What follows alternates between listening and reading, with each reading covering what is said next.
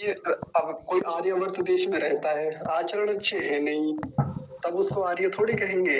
लेकिन हाँ, ये भी एक शर्त है, ये भी एक बात है। ये क्यों लिखी, तो उसके पीछे का उद्देश्य ये है कि जिस समय ऋषि इस चीज को लिख रहे थे, उस समय भी और आज तक भी एक खराब इतिहास हमारे यहाँ ये चलता है कि आर्य तो बाहर से आए, ये तो वो हैं जो मध्य एशिया में रहते थे, ये तो वो हैं जो वहां रहते थे, ये तो वो हैं जी जो कभी यहाँ आक्रमण करने आए थे इस देश में। आप बात समझ पा रहे हैं ऋषि ने ये बात क्यों लिखी होगी? केवल ये इसलिए नहीं लिख दी कि आर्यवर्त देश में रहता है इसलिए आर्य है, और भी चीजें पहले बता दी उन्होंने कि ये सब भी गुण कर्म स्वभाव, ये अच्छे लक्षण उसके भीतर होने चाहिए। लेकिन ये बात लिखने के पीछे का उद्देश्य ये है कि यहीं के निवासी हैं आर्य, यहीं के, कहीं बाहर के नहीं है। हाँ, जब शुरू में मनुष्यों की सृष्टि हुई थी, जब शुरू में मनुष्य बने थे करोड़ों साल पहले, 1 अरब 96 करोड़ साल पहले, तब वो नेपाल में मनुष्य की उत्पत्ति, क्षमा कीजिए, तिब्बत प्रदेश में उनकी उत्पत्ति हुई थी। तिब्बत जो हमसे ज्यादा दूर भी नहीं है, बिल्कुल हमारा ही हिस्सा समझिए, बिल्कुल हमारे एकदम ऊपर ही बसा हुआ आज का देश है। उस समय तो वो भी इसी का हिस्सा था, बस वहां उत्पत्ति हुई थी। वहां से निकल के फिर इस आर्यावर्त देश में बसे सब मनुष्य फिर यहाँ से बाहर के देशों में इस पूरी पृथ्वी पर फैल गए। फिर इसका मतलब ये थोड़ी कि आर्य कहीं बाहर से आए, उस समय जब मनुष्य थे ही नहीं, उत्पत्ति ही पहली बार तिब्बत त्रिविष्टिप देश में हुई थी, उस स्थान पे हुई थी। तो फिर बताइए कहाँ से बाहर से आ गए? और कितने ही प्रमाण आज तक भी मिलते रहे हैं, दबाए जाते हैं वो प्रमाण। राखीगढ़ी हरियाणा में एक स्थान है, वहां कितने सारे कंकाल मिले, ऐसे ऐसे कंकाल हैं जिनकी उत्पत्ति के भी हजारों लाखों पुराने प्रमाण मिलते हैं कि यहीं के हैं, कहीं बाहर के नहीं हैं। लेकिन उन पर आगे शोध होते ही नहीं है, उन पे आगे काम चलता ही नहीं है, उनको लेके दबा दिया जाता है। पिछली सरकारों का पता ही है आपको, वो ज्यादा मैं बातें नहीं करूंगा, कितनी सारी खराब चीजें प्रचलित रही हैं, हमारा इतिहास लिखा किन लोगों ने है, आज भी कौन लोग उसको आगे बढ़ा रहे हैं निरंतर। अगर उसमें सुधार के प्रयास किए जाते हैं तो फिर विरोध होता है जम के। तो ऋषि ने जो यहाँ लिखा कि हर सब दिन से आर्यावर्त देश में बसने वाले हैं, रहने वाले हैं, वो आर्य हैं। माने इस देश में जो आर्यावर्त देश है, इसमें जो पहले से रह रहे हैं ये सब आर्य हैं। यहाँ के निवासी उत्तम जिनके गुण कर्म स्वभाव रहे सब आर्य हैं वो।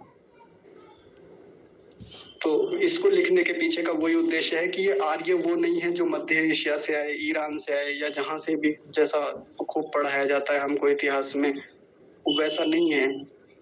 तो देखिए अब नीचे जो अगली परिभाषा है इसको भी आज हम देख लेते हैं, 41वीं आर्यावर्त देश।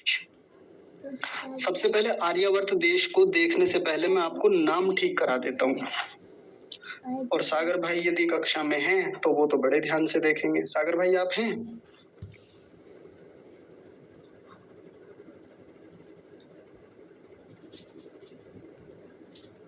है नहीं शायद, वो उन्हीं के लिए है वैसे मुख्य रूप से ये बात, क्योंकि वो अपने नाम के पीछे आर्यावर्त लगाते हैं। बहुत अच्छी बात है, अपने देश का नाम वो लेके चल रहे हैं, उनकी वजह से देश का नाम आगे बढ़ रहा है।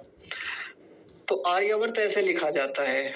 मैंने कितने ही लोगों को देखा है, 100 लोगों को यदि मैं आज तक मिला तो उसमें 99 लोग अपने देश का नाम ही गलत लिखते हैं। कुछ लोग क्या लिखते हैं मैं वो बता देता हूँ, आर्यवर्त लिखते हैं कुछ लोग, तो आर्यवर्त, आर्य नहीं होता, आर्या होता है।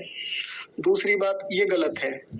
अगला देखेंगे, कुछ लोग लिखते हैं आर्यव्रत, व्रत बोलते हैं, व्रत ऐसे करके, गलत है। मतलब और भी जितना भी खराब इस शब्द को लिखा जा सकता है ना, उतना खराब लिखा जाता है। लेकिन सही एक बार फिर से देखेंगे कैसे लिखा जाएगा। हमको अपने देश का नाम पता होना चाहिए। आर्या और वर्त होता है, वर्त, व्रत नहीं, वर्त नहीं, वर्त बोलेंगे, व्रत नहीं बोलेंगे। और 2 त होते हैं इसमें, एक तकार आधा, एक तकार पूरा। ये देखिए कैसे लिखा मैंने, ऐसे लिखा, ऐसे, एक त आधा है, एक त पूरा है। नहीं तो कुछ लोग इतना भी लिख के छोड़ देते हैं, आर्या वर्त, बस इतना लिख दिया। ये शुद्ध नहीं है। कौन सा शुद्ध है? ये वाला। मैं जब भी लिखता हूँ अपने देश का नाम बहुत ध्यान से लिखता हूँ। आपने पिछली कई पोस्ट में देखा होगा, मैं जब जय आर्यावर्त लिखता हूँ तो भले ही मुझे संस्कृत के कीबोर्ड में जाके इसको अच्छे से ठीक करना हो, मैं करता हूँ। अपने देश का नाम तो हम खराब ना लिखें कम से कम। तो सबसे पहली बात तो ये हो गई आर्यावर्त। हमारे देश के नाम का शुद्ध प्रोनाउंसिएशन, शुद्ध उच्चारण हमको आना चाहिए, लिखना आना चाहिए, अच्छी वर्तनी हो उसकी ठीक से। अगर हम अपने देश का नाम ही गलत लिख रहे हैं तो फिर बताइए हमको अपने देश में रहने का गौरव होगा? बिल्कुल गौरव नहीं होगा। ये तो धिक्कार वाली बात है, अपने देश का नाम ठीक से नहीं लिख पा रहे हैं। इंडिया की स्पेलिंग सबको आती है, भारत हिंदी में अंग्रेजी में सब लिख लेंगे, हिंदुस्तान सब लिख लेंगे हिंदी अंग्रेजी में, लेकिन आर्यावर्त नहीं लिख सकते हम। लिखवाया नहीं गया, हमको पढ़ाया नहीं गया, किसी ने बताया नहीं कि हमारे देश का नाम शुद्धता से कैसे लिखा जाता है। तो जैसा लिखा हुआ है आप और आराम से देख लीजिए, ये फॉन्ट है, इस वाले फॉन्ट को देख लीजिए चाहे, आर्यावर्त, ठीक है जी। आप इसको लिख लीजिए, कहीं भी लिख लीजिए, घर में लिख लीजिए, कहीं छाप लेंगे तो बढ़िया रहेगा। अब देखिए आर्यावर्त देश के बारे में बता रहे हैं। ऋषि दयानंद को आप देखेंगे, कोई सा भी ग्रंथ पढ़ लें, वो अपने देश का नाम हिंदुस्तान कहीं नहीं लिखते, इंडिया कहीं नहीं लिखते। इंडिया तो खैर क्यों लिखेंगे, क्योंकि वो अपने देश का नाम वो स्वीकार करते भी नहीं। लेकिन आप ध्यान से समझिए, वो अपने देश का नाम भारत भी कहीं नहीं लिखते। अगर ऋषि दयानंद ने अपने देश भारत शब्द लिखा हो कहीं भी, मुझे दिखा दीजिए, कहीं नहीं लिखा होगा। लेकिन आर्यावर्त देश तो हर जगह लिखा, जहां भी चर्चा आई कभी भी तो आर्यावर्त देश ही लिखा। कैसे लिखा? भूमिका में लिख दिया सत्यार्थ प्रकाश की में। क्या लिखा? यद्यपि मैं आर्यावर्त देश में उत्पन्न हुआ और बसता हूँ, ऐसा लिखा ना। एक पंक्ति लिखिए, यद्यपि मैं आर्यावर्त देश में उत्पन्न हुआ और बसता हूँ, यानी मेरा जन्म भी यही हुआ है और निवास भी मेरा यही है, इसी देश में ही। तो वहां आर्यावर्त लिखा, भारत नहीं लिखा, क्योंकि वो मानते हैं कि ये भारत भी हमारे देश का नाम नहीं है। अब किसी को बड़ा कड़वा लगेगा, किसी को बात अटपटी लग सकती है, क्योंकि भारत नाम भी बहुत पुराना नहीं है, ये भी राजा महाराजाओं की गुलामी का प्रतीक है। हाँ, मुसलमानों की गुलामी का नाम आया हिंदुस्तान, अंग्रेजों की गुलामी से एक नाम हमारे देश को मिला, वो मिला इंडिया। लेकिन भारत भी गुलामी का ही चिन्ह है, भारत शब्द जो है। हाँ, नाम अच्छा है, ऐसा नहीं है कि नाम बुरा है, मैं ये नहीं कह रहा हूँ कि नाम खराब है, नाम बहुत बढ़िया है, नाम सच में बहुत सुंदर है भारत हमारे देश का, और बोलते हैं वो भी बुरी बात नहीं है। लेकिन ये ही हमारे देश का नाम है, या ये प्राचीन काल से नाम है, यही सनातन से नाम है इस देश का, ऐसा नहीं है। बहुत पुराना नाम नहीं है, बस 4-5 हजार साल पुराना नाम है, इतना ही है इसका अस्तित्व, इस नाम का, देश का नहीं, नाम का कह रहा हूँ, भारत नाम का। लेकिन आर्यावर्त नाम कितना उत्तम नाम है। आर्यों से जो आवर्त है, ढका हुआ है, मतलब आर्यों के रहने की जो भूमि है, आर्यावर्त सीधा सा नाम है एकदम, बड़ा प्यारा, जिसमें श्रेष्ठ लोग बसते हैं, रहते हैं। और कब से है ये नाम? तो जब से ये सृष्टि है, जब से मनुष्य यहाँ रहते हैं, तभी से ये नाम है। कैसे पता चला कि यही नाम है? तो संकल्प पाठ बोलने की परंपरा तो हमारी शुरू से ही है, जब से मनुष्यों ने ठीक से बोलना, सीखना, लिखना या अनुष्ठान करना शुरू किया। तो यज्ञ करने की परंपरा हमारी लाखों करोड़ों साल पुरानी है। लाखों साल भी नहीं, करोड़ों साल पुरानी है। एक वृंद षण्णवति कोटि, 1 अरब 96 करोड़ साल पहले से हम हवन करते आ रहे हैं। किसी को ये भी बड़ा अजीब लगेगा कि इतने सालों से हवन चल रहा है हमारे यहाँ पे। हाँ जी, चल रहा है, जैसे आज भी चल रहा है। हर दिन एक दिन बढ़ा देते हैं हम, हर साल इसमें एक जोड़ देते हैं। जो बोलते हैं हम, इतना बड़ा संकल्प पाठ बोलते हैं ना प्रतिदिन, उसमें एक एक जोड़ते चले जाते हैं। हर साल एक एक परिवर्तन होता है, वर्ष का परिवर्तन बढ़ाते चले जाते हैं। तो वैसे ही जो 1 अरब 96 करोड़ 8,53,121 जो भी साल हो गए, तो इतने साल पहले जब मनुष्यों की सृष्टि हुई, मनुष्यों ने बोलना, चालना, व्यवहार करना शुरू किया, अपने अनुष्ठान शुरू किए, तो यज्ञ का जब अनुष्ठान हुआ तब से ये संकल्प पाठ बोलने की परंपरा है। और उस संकल्प पाठ में एक शब्द आता है बड़ा प्यारा। शब्द तो कई सारे आते हैं, लेकिन उसी में जो सबसे प्रिय शब्द मुझे है वो क्या है? जैसे वहां से एक परंपरा बोलते हैं हम, जम्बू द्वीपे भरत खंडे आर्यावर्त देशांतर्गते, बोलते हैं ना आर्यावर्त देशांतर्गते। यहाँ भारत देश थोड़ी बोलते हैं, या भारत देशांतर्गते थोड़ी बोलते हैं, या हिंदुस्तान देशांतर्गते तो आज तक कहीं नहीं बोला। मैं तो उनसे भी कहता हूँ जो इस देश का नाम हिंदुस्तान मानते हैं, आज अपने आप को हिंदू कहते हैं, तो इस आज तक संकल्प पाठ जहां भी बोले जाते हैं, काशी में बोले गए, कितने भी बड़े बड़े पौराणिक लोग बोले, कोई नहीं बोलता हिंदुस्तान देशांतर्गत है। मुझे दिखाइए कहाँ बोला जाता है। कोई भी संकल्प पाठ लेके आए, कितने भी बड़े से बड़े पौराणिक पंडित जो खूब कट्टर हैं अपने आप में, बड़े बड़े संस्कृत के जो विशेषज्ञ हैं, जानने वाले, कोई नहीं बोलता हिंदुस्तान देशांतर्गत है। बोलता है क्या? क्या बोलते? आर्यावर्त देशांतर्गत है, यही बोला जाता है। या भारत भी नहीं बोलते। हालांकि अब लोग चिपकाने लगे, आर्यावर्त देशांतर्गत के बाद बोलते हैं भारत देश है, उत्तर प्रदेश है, ऐसे करके बोल देते हैं। अब लगाने लगे ताकि ये भी नाम आ जाए प्रचलन में, सबके परिवर्तन करने लगे। लेकिन एक चीज जो है, जो पहले से चली आ रही है, जिसको सब लोग स्वीकार करते हैं, वो तो अपने देश का नाम आर्यावर्त ही स्वीकार करते हैं। ऋषि दयानंद ने तो स्पष्टता से बता रखा है, हम मानते नहीं है वो अलग बात है। यही लोग जो हिंदुस्तान हिंदुस्तान चिल्लाते रहते हैं, ये जो ऋषि दयानंद का खंडन करते हैं, इन बातों पे ध्यान नहीं जाता कभी भी, इन बातों पे बोध नहीं कराते कभी भी।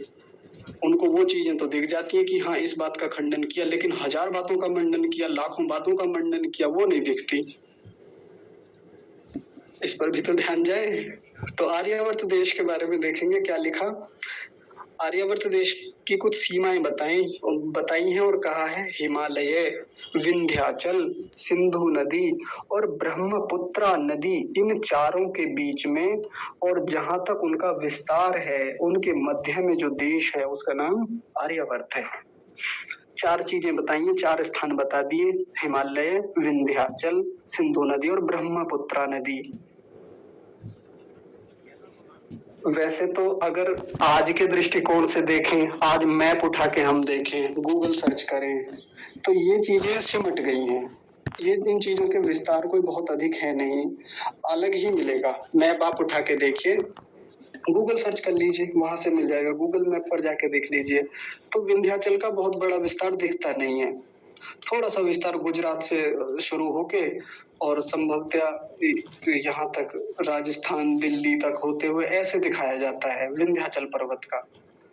लेकिन पहले इसका विस्तार अधिक था। हाँ, ऐसा मैंने कई जगह सुना है, कई आचार्यों से इसके बारे में सुना है कि पहले इसका विस्तार अधिक था।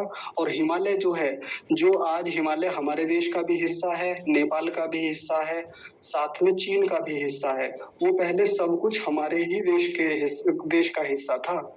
यानी उसके मध्य का जो भाग है, वहां तक का जो विस्तार है, वहां तक का जो विस्तार है और वहां के जो मध्य का भाग है इधर का, यानी उसके जो दक्षिण का भाग है जितना, वो सब आर्यावर्त देश है। और देखिए एक दूसरा, हिमालय तो हो गया, विंध्याचल भी हो गया। विंध्याचल पर्वत जो है ये पश्चिम का हिस्सा है मुख्य रूप से।